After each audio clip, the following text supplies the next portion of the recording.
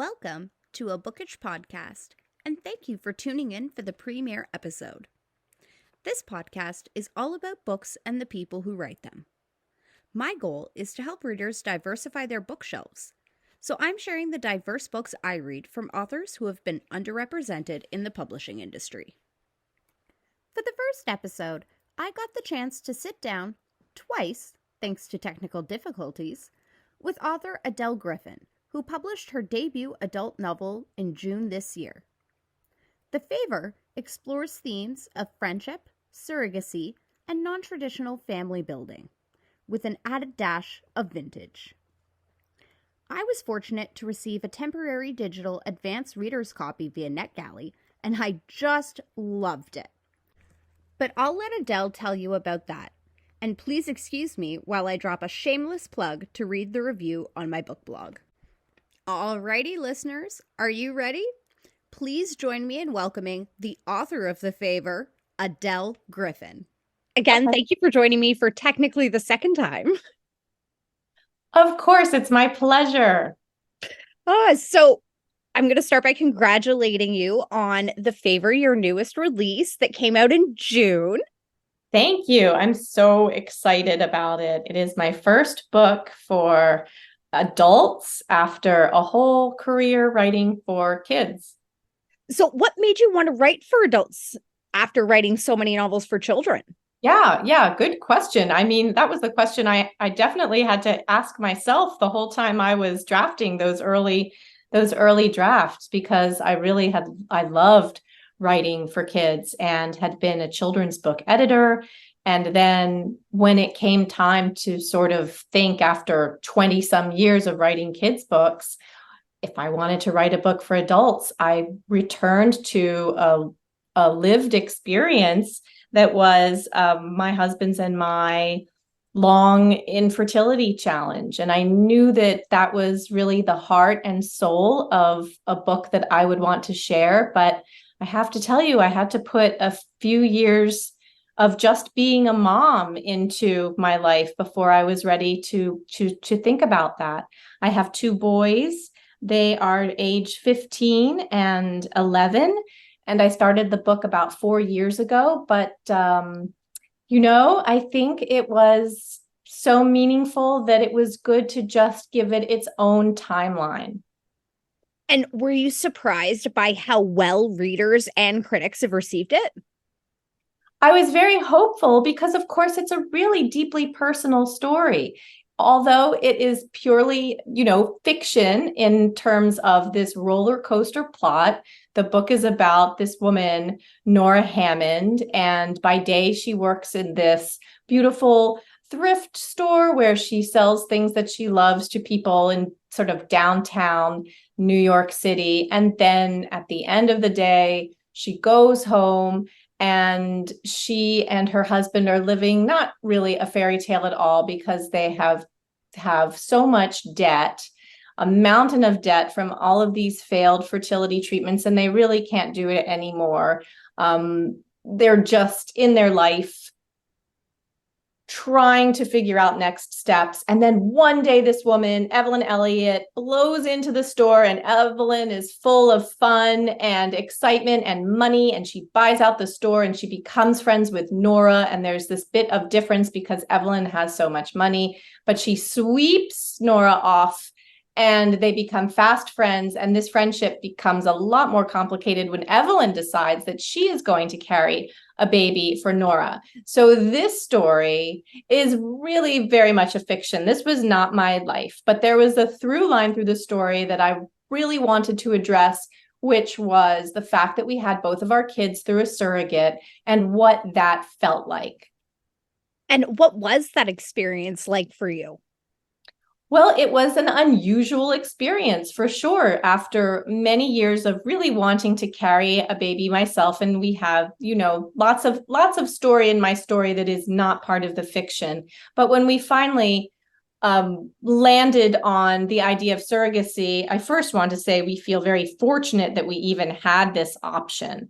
And I particularly felt happy because I'm from a very big family with lots of cousins, and I have three brothers, and my husband is from a very small family. So having a little genetic connection through my husband was very meaningful for me, and kind of why we decided to go with surrogacy. But the surrogacy relationship, and mine had none of the drama of the book, but a surrogacy relationship is so unique. You have this very precious thing.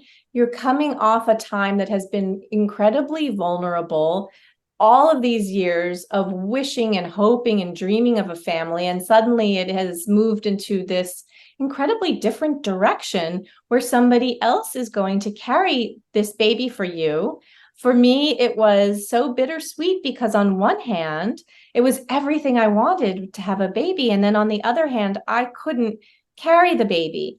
And so the longing that I felt, and the worry and the superstition that I felt around my surrogate's gestation was so extreme. And part of that is what I hope I've layered into my own story. The idea that what if Paris Hilton or what if Kate Middleton were your surrogate, to me feels kind of the way it felt for real, because it felt so aspirational that there was this woman in the world who was carrying my baby, and I never wanted to be anything but the calmest, coziest, best part of her daily life. And at the same time, because my surrogate was many states away, 1,000 miles away, I really had no access to her life. I wasn't living next door. I couldn't check in on her. I didn't know what she had for breakfast, lunch, or dinner. I had to sort of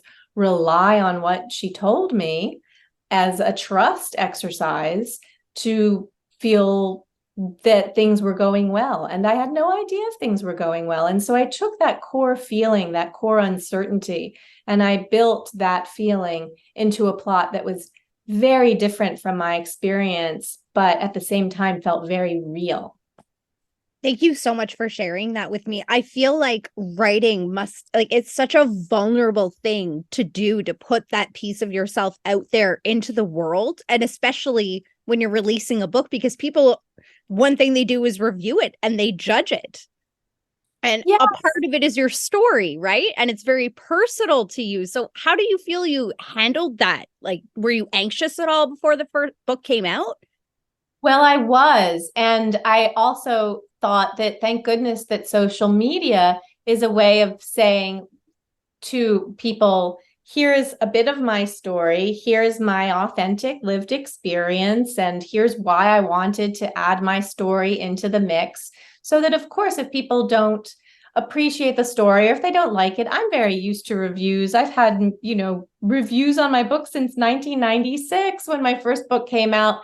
And at the same time, I did want to impart to anybody who's picking up this book that I have been through it, that we went through many, many years of the fertility challenge, and we understand the stigma. And I went through the surrogacy experience, and we went through many other experiences that didn't make it into the book, but it was not a salacious story. It was not oh, wouldn't this be fun to write about a surrogate? And I've put that up on my Instagram and in Facebook, that I really wanted to share a lot of my own feelings about this, so that nobody could come to the book and say, wow, this woman really has no idea what it's like to, XYZ. So regardless of what you think of the actual book, it's coming from a very deep, real place. And what would you say was the hardest scene for you to write in the story?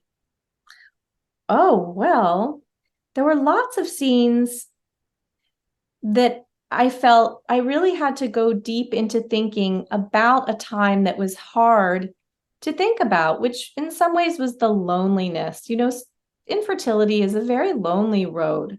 I say it because even when you have a loving partner and friends and all of the things that I built into Nora's life, probably better than in my own life, it's still excruciating in terms of the feeling of being all alone. And so that was one piece of the story that I felt I had to be very watchful and because you don't want the reading of your book to be some sort of harrowing experience. And this is a very warm-hearted, surrogacy positive, non-traditional road to family positive story. But writing about that loneliness was hard for me. And I would say the second piece of it was that there's a scene in the NICU, in the neonatal intensive care unit. My oldest was also in the NICU, and that experience is so extreme, all those tiny, fragile babies. And I felt that I really lived it again when I thought about, the ventilators and the primary caregivers. But I also give a shout out to all of the nurses who were my baby's primary caregiver, because it echoes a theme that I think is really important about this book, which is that in this journey, there are communities of women who step forward for other women and are so strong and surround them. And I felt this so much with my surrogate and her community. And then again, in the NICU with my primary nurse caregivers, that it felt like a related experience. And I wanted that to truly come forward in a book, especially a book that deals with the subject of surrogacy, because there are many books, I think, that take on that idea in what I would consider just like a little bit more of a thriller, a kind of a more salacious or wild idea, or a dystopian idea of surrogacy. And that's fine. It's great to have all different kinds of books. But with my book, I really wanted to anchor it in the idea of women surrounding other women in a time of great need. Did you just rely on your own personal experience, or did you do any further research for the story? Well, there's so much that's here and available now. I thought in the beginning, and I love this question because I thought I'll have to go deep, deep into my memory and think about all of these feelings. But then I also went back onto forums, and 20 years ago, none of these things were really available. I think there was one Facebook group that everyone was too shy to talk on, but I did go back onto the forums and found communities like Fertility Now, and there's so many podcasts, and just remembering how this felt and being a listener on podcasts were very beneficial to me, because it felt like, here's the community. Fertility is not a phase or a trend. Fertility is just, unfortunately, this club that people end up in. And 20 years ago, it was in some ways very much the same. But I was so happy to connect with all of the community that feels like it's taken root and grown stronger in the years since I first connected on wherever I was, MySpace, or just these small little siloed connections. But Fertility Out Loud is another great thing for people who are struggling, and so that was so gratifying to realize that women had in this interim really built up a lot of community. And how do you feel now that your book is a part of that community? Because I know for myself personally, struggling with fertility, but also just from the womanhood side of it, like, it's not a topic that's really explored very often. So how do you feel that so many women have gravitated to it and really found a safe space in it? I'm really very glad, because it's such an antidote to loneliness. And I felt in the time when Eric and I, my husband, were in it, that we just couldn't talk to anybody. I barely wanted to talk to my mom. I didn't talk to my friends. I didn't talk to my relatives. I felt very stigmatized by it. We felt utterly silent in it. And now, with this opportunity to put my voice into the world in the fiction that The Favor is, but also in my actual story, which is in many ways a different story. We created our kids. We used donor eggs.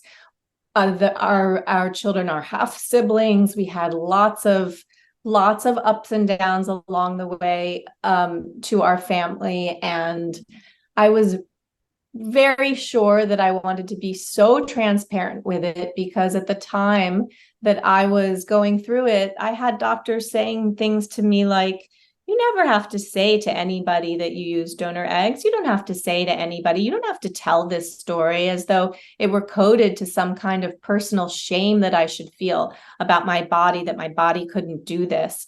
And I felt like I I want to not feel shame about a family that I am so proud of. And I'm proud of the hard work that it took to get them. And I want to tell them this story in celebration and in triumph, that this is how we got to you boys. This is what mattered to us, being this family, and to take all four corners of that experience and say, here is how I show up. Here is what happened in my family. And that to me feels like, let me join the community of people who are in non-traditional families and who are living the dream, but the dream didn't look like the thing maybe they thought it was when they were, 12 years old, thinking that it was all going to go one way. Well, mine off-roaded, but it's wonderful. I'm so happy that I got this family, and I'm happy to tell this story, and I don't feel shame about it. So I'm really thrilled and grateful that I get to add my voice and I get to add my book to a bookshelf. And I personally love all the photos you share of your family. I actually showed one to my husband and he was like, those are some dapper looking young men. They're so dapper, and they're just the pleasure and joy of raising. I guess it's like when we realized, oh, I'm not going to be able to carry. Oh, I'm not going to be able to use my genetics. Okay, so this, so that. But we absorbed these disappointments, and they feel in some ways like someone else's scrapbook, because what I knew was that I wanted to raise kids with this guy. That's what I knew. And I didn't know how it was going to happen. And now that they're here, I don't actually think about how it happened, because they're just here. They're just my boys that I pack lunches for, and I pick them up and they go climbing and they go hiking and we go to the beach. And I'm so in the story of their lives. It's their story. It's not my story. Are you interested in advertising on a Bookish podcast? Prices start at just $10 Canadian, and ads can range from 15 to 30 seconds. You can send me one you have, or let me make one for you. Email me at megan@TheDupuisshow.com to learn more. So is there anything that you edited out of the book? Well, yes, I did edit out a big chapter, and I had approached my editor because I thought maybe I'll put it back in for the paperback. And it was all about Nora's relationship with her mother and those early days. And I wanted to take this field trip, and it kind of digresses from the book. And she and Jacob on her birthday go back to her hometown, and she thinks about how her mom was so important to her and all the things that they didn't have, and how they were this little team. And I think it was sort of a beautiful short story, but it made the book catches speed, and it becomes really propulsive, and we're hurtling down the pace in terms of the fact that Evelyn, that there's this pregnancy. And I off-roaded to tell this other story, and I loved it so much. But it was kind of one of those kill your darlings, where it was like, you have to kill chapters 26 through 28 because it's not actually taking us anywhere. But I loved it. Maybe I'll put it on my website. Right? As a little fun sneak peek. Yeah, because I just loved it. I was like, but this is their story, and this is how they sewed, and this is where they went, and this is how she wore costumes to school. And I got really invested in Nora's childhood. It was a fun thing to write about that didn't really make sense for the story. But that's the beauty of writing, I think, just exploring other little pockets of plot and character. Right, and other different little facets of the world you created. Yes, I was inventing her street and inventing her house and making up a best friend and a crabby neighbor. And then they went roller skating, and it was this whole thing. And I was like, what a lovely day for Nora and Jacob and me. Right? What's the main thing that you'd like the readers to take away from your book? The main thing I'd like readers to take away from my book is that it is a celebration. It is a celebration of non-traditional family. It's a celebration of long relationships, of friendships, of all of the things that I think are so important to put together for the plot that I felt that was the way I was going to talk about something that is hard to talk about, that it is a cozy, warm, connected way in to what is possibly considered a difficult subject. That was how I wanted to do it. And that ultimately this book is a celebration. I love that. So, are you friends with any other authors? And how do you find that they help you become a better writer? Oh, I love that question because we moved from Brooklyn a couple of years ago and we live in California now. And I thought, oh, I'm sad to leave so many of my writer friends because I'd lived there for my whole adult life. But when I came to California, I made lots of new writer friends, and they're really wonderful because we're all each other's beta readers. We read the early drafts. Very important, I think, to have a very friendly reader on an early draft. It is such a raw material. It's so close to your heart. I feel anyway, very strange and uncertain whenever I give something that's like hot off the printer into the hands or of anybody. So to have a writing community, to have a community of people who are that very soft landing, to me is the best. It's also the writing advice that I give, like have those people, have that community. And in my community, I've known a lot of people who have been pivoting from young adult and kids books into adult books. Rebecca Searle and Jen Smith just last year pivoted into, well, longer than just last year, but just very recently have pivoted into adult books. And it's such a specific thing to leave behind books that are about 16-year-olds, 17-year-olds and start writing about people who are in their 30s and 40s. I mean, it's a massive jump in terms of voice. So I was really happy to know a couple of people who had gone before me and done that. So, how did you find that publishing your first book changed your writing process when it came to the rest of them? Oh, well, publishing my first book in adult was a long road. I think voice was really hard, even though here was my real story, or bits of it anyway. And here is this adult person, a person in Nora Hammond that I could go out and have a sandwich with and is a peer of mine. And it seemed like this would be so easy. I'm just going to write a story. She's in a fertility story. I lived a fertility story. I had such a sense that this was going to be a piece of cake. And it turned out to be not at all that. It was really, really hard to find voice. And maybe it was because when you write in the voice of a 16-year-old, and I had been writing that age for many, many years, I think it just a little bit hardened around the edges for me, that I leave the end of a young adult book and my 16-year-old has her whole life in front of her. Wherever I've taken her through in a plot, she is now going to be maybe graduating high school, or she has broken up with her boyfriend, or somebody close to her has died, whatever it is. She still has the whole rest of her life. So there's this optimistic note that you leave a book on.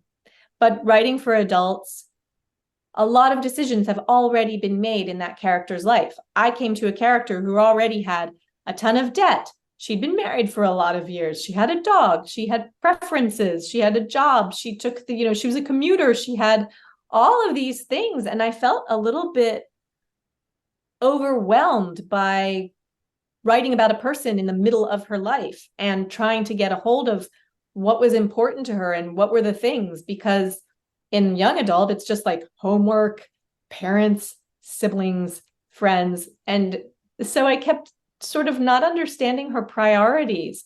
I rewrote The Favor many, many times just to try to find this adult voice. Speaking of young adult, what was an early experience that you had where you learned that language had power? Oh, I love this question. Well, my father knew a lot of languages. My dad knew Korean and French and German. He was a linguist and he had books and books and books all over the house. And he had a book, A Grimm's Fairy Tale, in the original German. And it was this big, heavy, thick, sort of smelled like must. And I loved it. And I latched onto it when I was like 5 years old. And I dragged it around with me because I wanted to impress everybody with this idea that I knew German, that I didn't even know it was German. It was a language that I didn't understand. And it had all these really scary pictures in it. And I'd take it to the playground and I would just hope that somebody would be like, who's that fascinating kindergartner reading that? I love that. Difficult book. And I know it was so pretentious and who even knows what I was thinking, but I do remember the feeling that this book is powerful. This book is a lot of things. This book is scary. And maybe in that moment, there was something in me that was like, I want to write something fierce and mysterious and interesting. I want to have ownership of this thing. It's such a strong memory of mine that I can't help but think that it inspired some kind of feeling to connect with words. I love that. Thank you so much for sharing that with me. That's such a precious memory. If you didn't write, what do you think you'd do for work?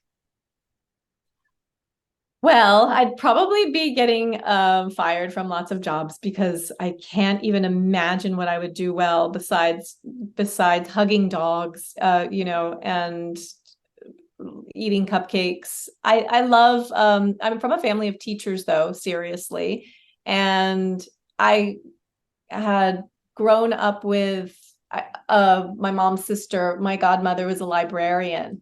And for a year, I went to a school where she was a librarian, and I loved it so much. So I do feel like the world of teachers and librarians is a world that felt very familiar to me. And as a kids book writer, going back into schools the way I did to be the author for Author Day or to do book fairs, that was always a very comforting place. So in a way, I did feel like I was a teacher for a lot of years, the reading teacher or something, the storyteller teacher, and had a really lovely, happy life there. I love that. Either way, you're surrounded by books. Yeah, that's right. And cares. I love that. So, one thing that I've read, aside from pull quotes and writing about yourself in the third person, you love bakery cakes. And so do I. I do. So I want to know what some of your faves are. I just ordered a strawberry rhubarb pie this morning because I have some people coming over. And there's a bakery called Sweet Lady Jane that I have quite a crush on that bakery. There's so many good bakeries around here, even though I can make a cake from scratch, no problem. And I love to do that, or cookies. I just, preheating an oven is like my favorite thing. But summertime is very hot here. So I've been leaning more into pies and some ice cream cakes. My very favorite cake has got to be the traditional yellow birthday cake with the fudge icing. Oh my gosh, I love that. Yes, it's like the golden cake or something. Yes. It's not vanilla. Yes. I mean, I love a Duncan Hines. Don't get me wrong. I'm a military kid. Duncan Hines was like, your aunt and uncle. It was always in the kitchen. Right? So yeah, so that's delicious. And oh gosh, the other day we were talking about easy bake ovens. Did you ever have an easy bake? Oh my gosh, I did. I totally had an easy bake oven. I think it's still in my mom's basement somewhere. I mean, I remember the feeling of frosting an easy bake oven cake and being like, I guess I'm a chef now. I'm so talented. I just made this cake. It was like the best invention for making people feel like empowered. It really was. I wanted to open my own bakery and everything. I know. I was like, don't worry about the fact that it's barely edible. Right? Don't worry about the fact that it was cooked by a light bulb. Don't that's on you if you think it tastes bad, because I'm the chef of the house. Like, right? Enjoy. I'm like, here you go. And all for you. You're welcome. Exactly. Oh, I love it. Oh, thank you so much for taking the time to speak with me again. I am so sorry about the technical difficulties last time. So fun. It's like a little chat. And I changed my room so that it would feel fresh. Oh, I love it. I love it.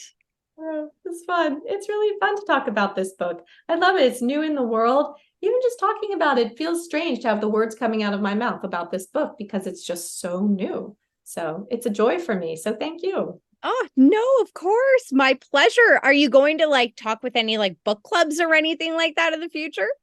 Yes, I'm actually talking on an accessories podcast where I Ooh. can talk a bit about the vintage angle of the book, and that will be fun. And I do have a book club lined up for the fall, which is filled with all of my old high school buddies. So I'm loving that. Oh my gosh, I love that. Right? You can stay connected to people forever. And they approached me and they're like, hey, you want to just jump on a Zoom and talk about this book? We've all read it. That is so awesome. I really hope you make an Instagram post about it. I definitely will. I'm all about those posts. I think it's such a great way to be connected to people. It's how we met. Right? I was going to say, I love Instagram for that, especially the whole bookstagram aspect. I absolutely find so much joy and pleasure in always knowing when the new books are out or what people's favorites are or adding my own stack. It's just, I find it to be a huge source of joy because this to me is like where it lives for me that feels the most fun. I go to Facebook for pictures of my family and I go to Instagram for books. Right? Exactly. And I love that there's a whole book community on Instagram because I'm pretty sure the people in my real life, they're like, Megan, I don't care about your books. After a certain amount of time, they're like, Megan, can you talk about something else? I care deeply about your books. We're here. Right? I'm like, okay, you know what? Then I heard about Bookstagram. I was like, well, I found my people.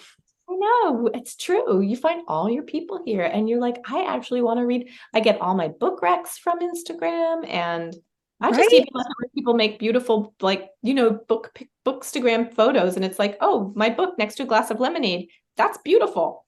Right? Oh, the photos are one of my favorite parts. Well, people are so talented, right? Like the way they can compose these moments out of books, kind of capture the feeling of reading the book. I think that is a real talent. It really is. I love it. And I love reading everybody's reviews and seeing like what everybody loved and like what aspects of characters they loved. Oh, 100%. And when people get really, really wild about a book, I've had a group of my friends all at the same time. All of us were reading Yellowface. And everybody was like, this is the book. It's a very publishing book. And a lot of my friends used to be editors or, there's this connection to publishing houses.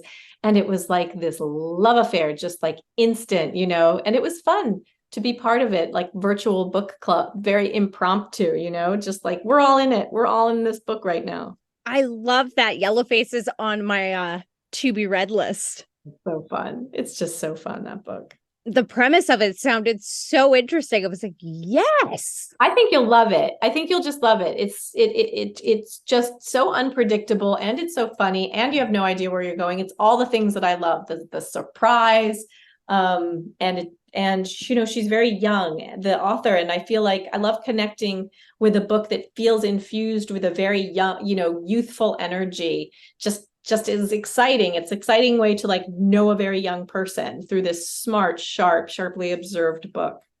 Right? I love it. Oh, well, thank you again so much for taking the time.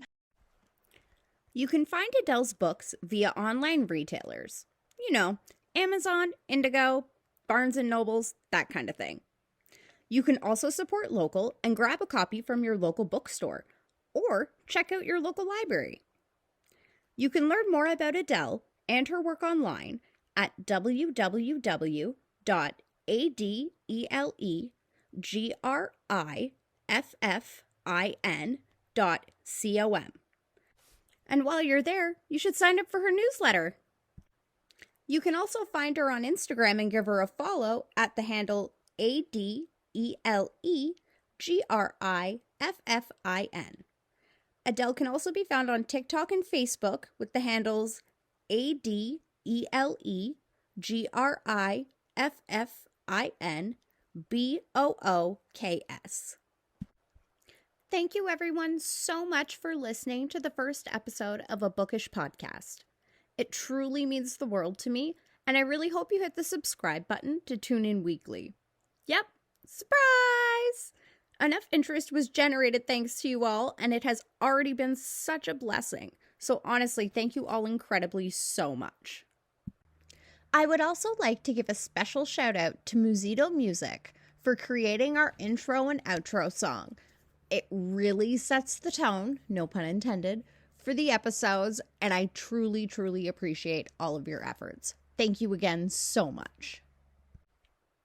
Next week, tune in for my sit-down with author Anne William. We talk about her Wild About You series, pen names, self-publishing, and of course, dessert. Here's a sneak peek of what's to come. And I think a lot of people who do have passions and hobbies, they give up when it's hard, and you kind of just have to decide, like, this is what I want to do regardless of the outcome, regardless of success isn't necessarily being a bestseller. Success is defined as literally just doing it and being proud of what you produce. So thanks again for listening, friends. Please share your feedback with me. Email, DM, voice message on Anchor. The choice is yours. And please don't forget to subscribe to the newsletter and the show. I really appreciate you, and I'm looking forward to chatting with you next week. Too far away, you say? You can connect with me at www.thehuishow.com/DUPUISSHOWREADS.